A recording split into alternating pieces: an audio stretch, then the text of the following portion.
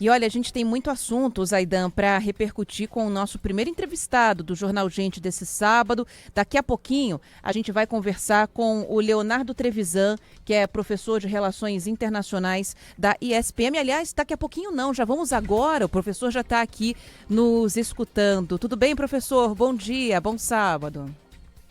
Bom sábado, Ana Paula. Bom dia a vocês.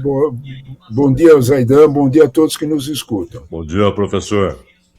Primeira coisa que eu queria perguntar, professor, em relação a Ale Magnitsky, né? A gente ontem à tarde foi surpreendido por essa decisão dos Estados Unidos que retirou a punição ao ministro do STF, Alexandre de Moraes, e à família dele. Eu queria que o senhor nos ajudasse a fazer uma leitura, né? Como é que o senhor enxergou essa decisão dos Estados Unidos? Que tipo de aceno é esse que é feito pelo governo Trump nesse momento para o Brasil? Olha, primeiro de tudo, essa retirada, ela representa, quando a gente critica, tem que reconhecer quando acerta. Né? Ela representa uma medida bastante correta, procedimentos bastante corretos do Itamaraty brasileiro. Né? O governo brasileiro agiu da forma, a diplomacia brasileira agiu da forma mais eficiente possível. Né? Nós cuidamos absolutamente de lidar com esse assunto de uma forma pragmática. Ela defendeu os nossos interesses. Quais eram os nossos interesses? Soberania nacional não se negocia. Isso não está em negócio. Né? Ou seja, os Estados Unidos, assim como nós não podemos dizer aos Estados Unidos qual deve ser o comportamento da Suprema Corte americana, o direito é igual. Né? Os Estados Unidos estavam cometendo uma interação, se envolvendo com assuntos internos do Brasil de soberania da administração brasileira. É evidente que isso era inaceitável. Né? Do jeito certo, do formato certo, o Itamaraty conseguiu mencionar isso aos americanos. O quadro mudou, sabe, Ana? Quando a gente olha para isso, não foi só aquele encontro na Assembleia da ONU com o Lula e tudo mais. Né? Há um quadro internacional que se alterou, o quadro interno americano se alterou, as relações com o Brasil se alteraram. Então, de alguma forma, reconhecer esse fato pela diplomacia americana é essencial. Nós temos que lembrar também que Donald Trump estava, vamos usar a palavra exata, mal informado. Né? Donald Trump percebeu isso em setembro, mandou um emissário para o Brasil, Richard Grenell, que é fora dos contatos, um adulto na sala, um diplomata de carreira importante, que veio aqui, conversou com o vice-presidente brasileiro, teve contatos com o empresariado brasileiro mais interessado em vínculos com os Estados Unidos, viu do que se tratava quando falava de Brasil. Voltou lá e foi na orelha certa de Trump, explicando, Trump, não é isso aí que você está pensando do Brasil, não. O Brasil é outra coisa. Você está mal informado. E, de alguma forma, o contexto internacional mudou também. Muita informação da AmCham, da Câmara de Comércio Americana, sobre a entrada de interesses chineses no Brasil, fizeram com que esse recuo do governo americano deixasse as coisas mais claras e mais normais no relacionamento entre dois países. Professor Trevisan, aliás, o Grenell e do outro lado do balcão, o Landau, eles são opostos, né? Eles se contradizem o tempo todo, inclusive em relação à Venezuela. Não é verdade? Exatamente. Sim. Agora, né? Nós temos que olhar para isso. Fale, Zaidan, por favor. Inclusive em relação à Venezuela, né? Porque o Grenell foi o cara que conseguiu manter contatos com o Maduro e até o momento em que o Trump determinou que essas conversas fossem suspensas. E é isso que eu queria tratar com você, professor Trevisan. O Trump parece ter ultrapassado o ponto de retorno. Não parece mais crível que ele simplesmente diga: bom, chega, voltem para casa, não faremos nada. Há um envolvimento cada vez maior.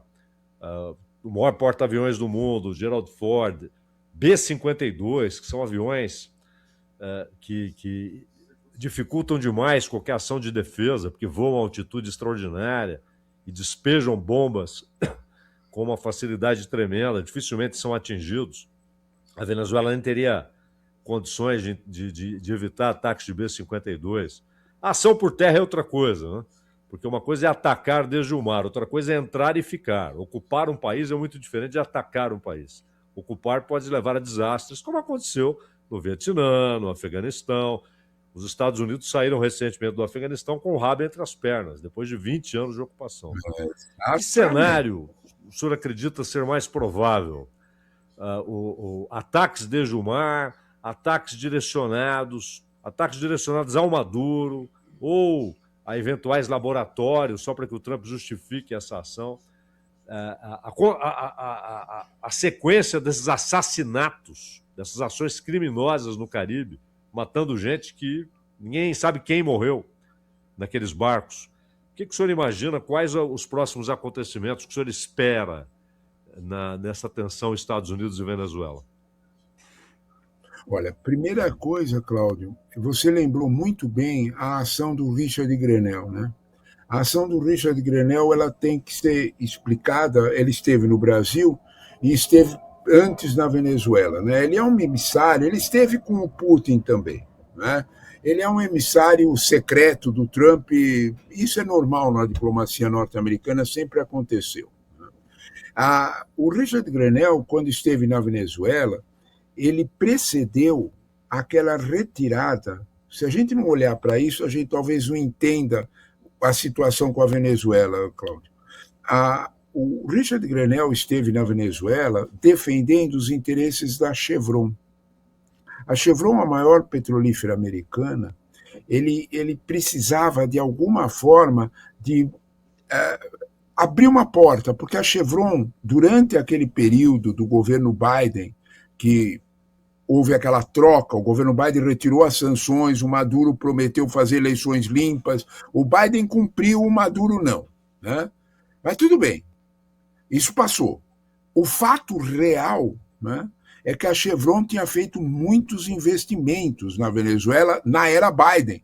A Chevron cobrou isso de Trump, foi um financiador da campanha dele, e Trump, ouvindo Richard Grenell, que mandou para lá, retirou as sanções à Chevron. Só que quando o Trump retirou as sanções à Chevron, e a Chevron voltou a operar na Venezuela, quem mudou de opinião foi o Maduro. O Maduro subiu o preço do petróleo para a Chevron. Foi isso que irritou Trump. Foi isso que motivou a ida dos navios, porque estava indo tudo bem. É muito complexa a situação interna da Venezuela. É uma realidade diferente da América Latina, completamente diferente de todos os outros países, né? O exército venezuelano, as Forças Armadas venezuelanas, têm uma inserção direta na economia venezuelana, principalmente no petróleo. Então, é bem difícil a gente... não é comum, né? A chegada dos navios, uma semana depois, foi exatamente pela mudança de opinião interna da Venezuela, até sobre dinheiro, preço de petróleo. A partir daí, você ultrapassou um limite, não é? Eu concordo inteiramente com a tua análise. Trump não pode voltar de mãos vazias.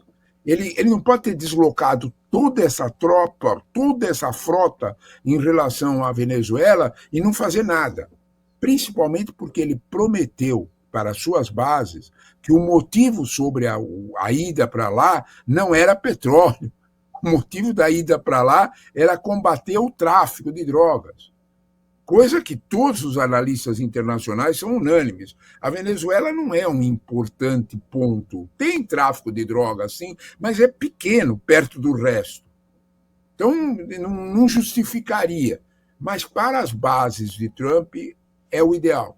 Ele fez. Trump é uma pessoa que lida essencialmente com comunicação, né? Então, ele usou principalmente esse lado, né? Quando nós olhamos para esse quadro, a gente percebe que Trump talvez precise de algum ataque à Venezuela. É aí que entra o Brasil, Cláudio. O Brasil está tentando evitar isso numa negociação tão densa quanto aquela feita para retirar a punição a Alexandre de Moraes, as tarifas. Porque para o Brasil não interessa nenhuma situação de guerra na América Latina. Por um motivo simples, é fácil de entender. Um ataque vai provocar, um ataque americano, mesmo que não seja uma incursão em terra, você tem toda a razão, isso seria muito custoso.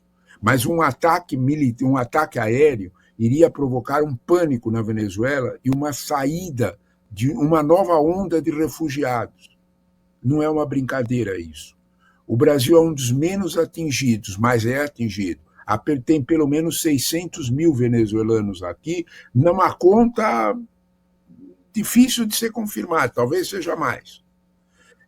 A Colômbia tem 3 milhões. O Peru tem quase 1 milhão. A Argentina, que pediu ao Trump calma com a Venezuela, tem outro 1 milhão de venezuelanos lá. Essa situação é uma situação... A Venezuela é um país grande, com mais de 30 milhões de habitantes. Mais de 8 milhões de venezuelanos estão fora da Venezuela. Então, quando nós olhamos para isso, o Brasil teme uma nova nova onda que seja muito densa. A região de Roraima é uma fronteira aberta. Então, esse quadro preocupa o Brasil. Só isso, é refugiado? Não. Tem um sinal perigoso. Né? A América Latina, há mais de 50 anos, não sofre nenhuma intervenção militar. Seria muito ruim. Pesado todos esses fatores, o Brasil está tentando agir bastante em relação a conter o ímpeto militar de Trump. Porém, talvez Trump precise disso pela situação interna. Ele precisa fazer um aceno de força para o seu grupo, para os seus eleitores, né? Porque, de fato, Trump está enfrentando uma maré baixa em relação a eleições. Eu chamo a atenção para a derrota num território que era território republicano há décadas, Miami. Miami, uma candidata democrata ganhou a eleição. Trump acendeu o farol para Trump de que o perigo tá real para as eleições do ano que vem nos Estados Unidos. A Venezuela é um item dessa propaganda. Bom, e é nesse contexto todo que amanhã um país que tem uma figuração muito importante, né, no cenário político aqui da América Latina vai às urnas. A gente tem o segundo turno das eleições no Chile e com algumas pesquisas de intenção de voto mostrando, né, professor Trevisan, Zaidan, uma mudança de postura da população do Chile, né? A gente teve a candidata da esquerda, a Janete Jara, indo para um segundo turno com a maioria dos votos, mas nesse segundo turno, uma possibilidade de que o candidato da ultradireita, o José Antônio Cast, acabe conseguindo se eleger. Ele vem aparecendo com maioria de votos nesse segundo turno. O que isso demonstra, na sua opinião, professor, em relação à população do Chile, né, em relação a essa mudança de opinião para colocar a ultradireita no poder, uma possibilidade que pode acontecer amanhã? Olha, esse ponto, sabe, Ana, é a chegada no Brasil, né, de ventos que são mundiais. Desculpa, é a chegada na América Latina de ventos que são mundiais. Né? Um certo pensamento mais radicalizado de direita está ocupando está ocupando espaço em muitas áreas do mundo.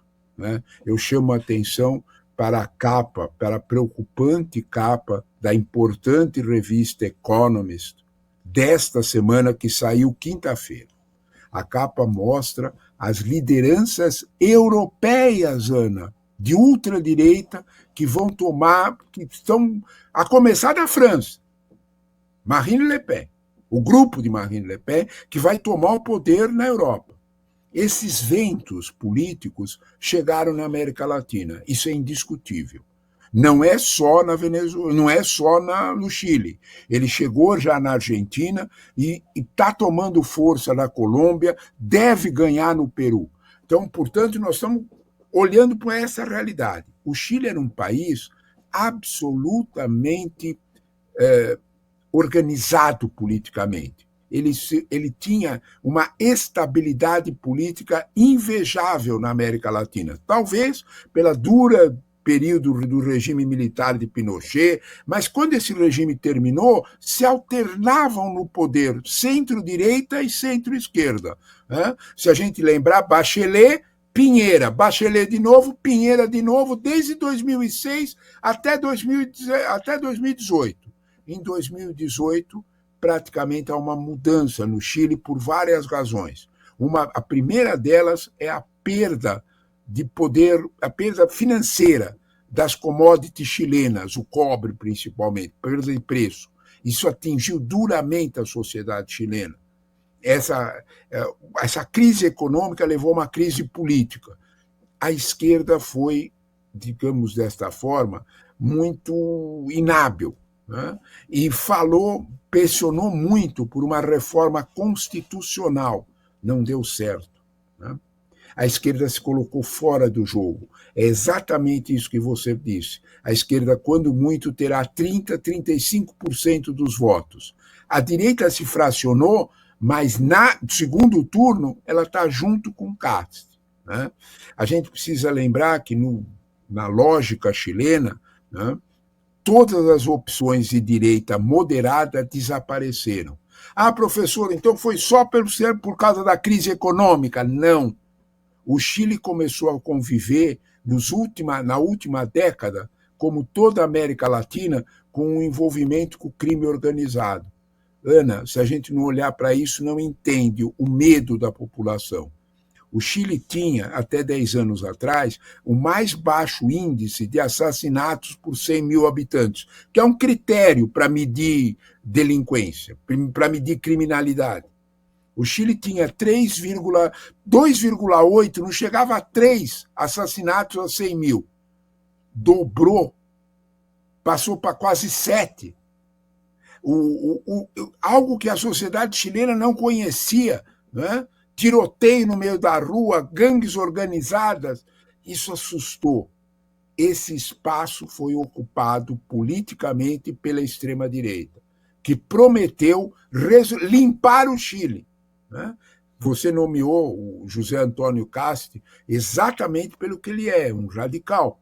Você acredita, ele fez visitas ao Nayib Bukele em El Salvador, naquelas grandes prisões, ele quer usar esse modelo no Chile. O Chile é um país organizado, estruturado, desenvolvido para os padrões latino-americanos. É o primeiro país a entrar na OCDE, desde os anos 90. Então, nós estamos falando de uma mudança para pior num país que era bem organizado.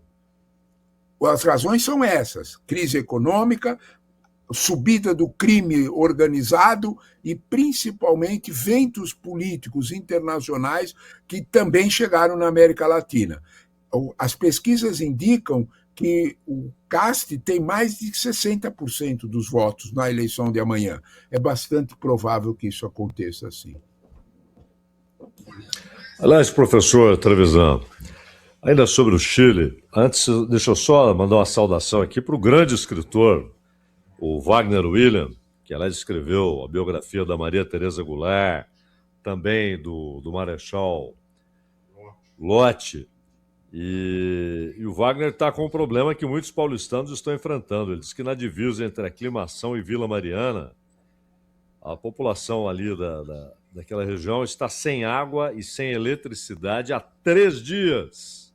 Sem água e sem eletricidade. É pesado. Wagner, continuaremos informando e espero que resolvam logo esse problema, né? O professor Trevisan, o Cast é um pinochetista. E não é um pinochetista de última hora. Ele ainda nem era um político, ele já era um defensor. Inclusive, quando houve o referendo, ele nasceu em 66, então ele ainda era jovem quando houve o referendo, que o Pinochet acabou perdendo, né? E foi-se embora tenha permanecido como senador vitalício, chefe do exército e tal. A ditadura de Pinochet foi particularmente sanguinária, canalha, já nas primeiras horas, né? Depois da morte do Allende, da tomada do La Moneda. o sangue começou a ser derramado, inclusive no Estádio Nacional. Aliás, alguém com o mesmo sobrenome da Janete Jara, o grande compositor Victor Jara, né? Foi uma das vítimas, um dos torturado e assassinado, deram vários tiros nele, depois de torturá-lo. Enfim, foram 17 anos de uma ditadura cruenta, mas que, ao mesmo tempo, significou um laboratório do neoliberalismo, né, da turma de Chicago. Os caras foram de mala e cuia para o Chile. E, embora é óbvio que o Castro não pode reproduzir a ditadura de Pinochet, mas parece que a ideia é reproduzir o neoliberalismo extremado, radicalizado, sem filtros da era de Pinochet, que levou, inclusive, a um sistema de aposentadoria privado que faz com que o Chile tenha uma altíssima taxa de suicídios da população idosa. Sim. O sujeito ganha 500 pesos por mês, aí ele se aposenta, ele passa a ganhar 90 pesos. E muitos nem têm acesso, não conseguem fazer aquela poupança durante a vida. O senhor acredita que o Milei, que está transformando a grande Argentina num protetorado dos Estados Unidos, o Equador com Noboa da mesma maneira, o Paraguai tem adotado, inclusive, a ideia de ter base dos Estados Unidos em seu território. E agora o Castro, além de América Central, Honduras, etc., e até o México começa a reproduzir alguns interesses dos Estados Unidos. Reduziu drasticamente o envio de petróleo para Cuba e agora esse tarifaço da Sheinbaum, que parece atender demandas de Trump.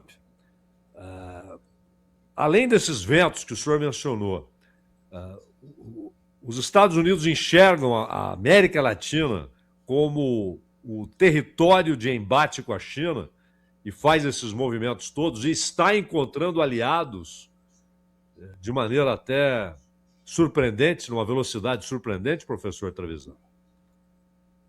Olha, eu acho, Cláudio, você fez um resumo preciso desse processo. Não dá para a gente separar, não é, a volta desse pensamento mais radicalizado de direita da recuperação desse neoliberalismo. Não dá para não separar, né? O Milei foi o primeiro deles e, de certa forma, ele está ocupando espaço, como você lembrou, o Santiago Peña no Paraguai, né, Noboa no Equador, todos estão cumprindo o mesmo receituário, a mesma receitinha, né? De abertura, de fim. Os resultados são esses que você descreveu do Chile pinochetista, né? A gente já conhece bem esse fio. É claro que há um cansaço, né, das populações nesses países todos, né, com o atraso econômico, com tudo que a gente já conhece de dificuldade. Porém, é muito difícil imaginar que a saída pelo mercado, pela absoluta vigência do mercado, vai trazer responsabilidade, vai trazer soluções para esses problemas, né? A pressão norte-americana é muito forte, como você lembrou, né? Isso é indiscutível, né? Trump tem encontrado países em que ele pressiona e consegue avanço, né? Porém, eu acho que você tocou no ponto central do problema. China. A América Latina está, de fato, né, sendo um território de ambição chinesa, de presença chinesa. Eu menciono algo muito concreto, né? O porto de Xangai, no Peru. É só um porto. Não, não é só um porto. Né? A China colocou lá 4 bilhões de dólares, a China fez o porto mais moderno da América Latina, não há nenhum outro lugar com o porto que permita a entrada daqueles petroleiros com aquele calado e de navios de contêiner. O agronegócio brasileiro, Cláudio, abriu 2 olhos desse tamanho para cima de Xangai. É aí que está o problema. De alguma forma, essas opções de direita, essas opções pesadas, esse apoio norte-americano pesado a essas linhas, é um jeito complexo, errado de enfrentar a presença chinesa. É real a presença chinesa. Eu estava comentando há pouco que durante o ano de 2024, os investimentos chineses no Brasil dobraram, foram mais que dobraram, foram maiores que 113% maiores que 2023. A China está entrando em todas as áreas. Quando a gente olha, por exemplo, para a infraestrutura de transporte, ela está preparando todo o terreno para ligar Atlântico a Pacífico para a saída das exportações para a Ásia. E toda a estrutura energética é chinesa. Quando nós olhamos para esse quadro, a China está penetrando. A resposta disso de Trump é mercado. A resposta disso de Trump é impulsionar, jogar uma ideia, uma lógica de mercado à la Milley e chegando com Cast. Cast propõe, por exemplo, entre as suas medidas, não é? Radicalizar a previdência privada, isso que você descreveu, o índice de suicídios. Aquilo que foi a reforma constitucional, tentativa de reforma constitucional, que era a privatização da educação no Chile, que era algo muito duro, Cast propõe aumentar esse processo. Cast propõe, de alguma forma, né, a retirada do Estado, até mesmo de situações de exportação. Então, quando nós olhamos para isso, essa saída imposta pelos Estados Unidos parece que não é suficiente para conter China e, aliás, agrava. O exemplo chileno da eleição de amanhã é só mais um. Milei, eu lembro, ganhou a eleição legislativa na Argentina em dezembro. Como que ganhou? Há uma dificuldade muito grande do outro lado do modelo de propor coisas efetivas, coisas reais para a população. A esquerda chilena não foi capaz, a esquerda argentina não foi capaz de propor isso para que a população vote. Nós vamos ter que esperar, né, o fluxo natural das ideias. Né? Nós vamos ter que esperar que esse programa da direita, de mercado absoluto, de entrada completa, de retirada do Estado completo de regulador, faça seus efeitos para as próximas eleições, desde que a democracia perdure, né, Cláudio? Essa preocupação é muito latente. Você fez muito bem de lembrar o duro tempo de Pinochet no Chile. Isso tem, sim, que ser lembrado para que a gente evite que, quando o mercado não der certo, soluções totalitárias apareçam. Isso é uma mancha na história latino-americana que pode se repetir. É isso. Leonardo Trevisan, professor de Relações Internacionais da ESPM. É sempre um prazer te receber aqui na Rádio Bandeirantes para a gente conversar com o senhor e com o ouvinte aqui da rádio. Obrigada, um bom fim de semana, viu? Eu é que agradeço o convite. Ana, Cláudio, bom dia pela excelente conversa. Bom dia a todos. Obrigada. Abraço. 9h11.